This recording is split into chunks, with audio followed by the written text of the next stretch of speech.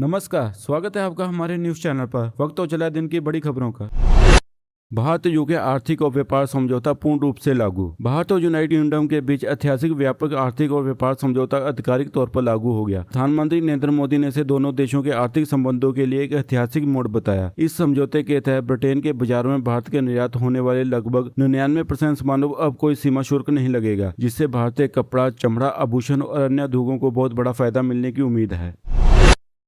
India semiconductor mission के दूसरे चरण को मंजूरी। केंद्रीय कैबिनेट ने देश को इलेक्ट्रॉनिक चिप निर्माण का वैश्विक हब बनाने के लिए इंडिया सेमीकंडक्टर मिशन के फेज 2 को हरी झंडी दे दी है। सरकार ने अगले 6 वर्षों के लिए 1.27 लाख करोड़ रुपए की भारी भरकम बजट आवंटित किया है। इस चरण का मुख्य फोकस केवल चिप बनाने वाली फैक्ट्री पर नहीं, बल्कि उसके लिए जरूरी विशेष गैसों, रसायनों और कच्चे माल की पूरी सप्लाई चेन को बाद में ही विकसित करने पर होगा।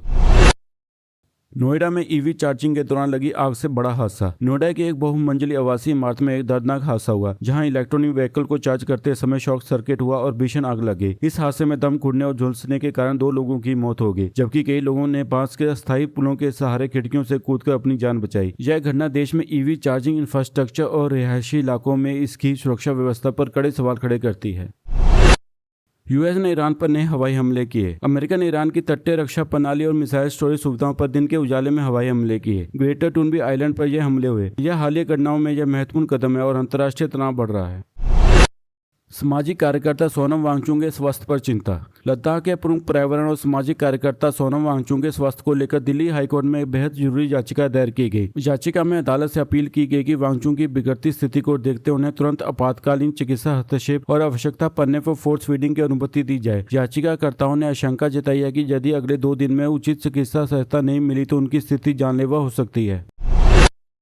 असम में बाढ़ संकट। असम में लगातार 22 से आई बाढ़ ने 35,000 से अधिक लोगों को प्रभावित किया। अब तक 4 लोगों की मौत हो चुकी है। राहत और बचाव कार्य जारी है, लेकिन कई इलाकों में सड़क और पुल टूट जाने से मदद पहुंचाने में मुश्किल हो रही है। यह प्राकृतिक आपदा राज्य की अर्थव्यवस्था और कृषि पर गहरा असर डाल रही है।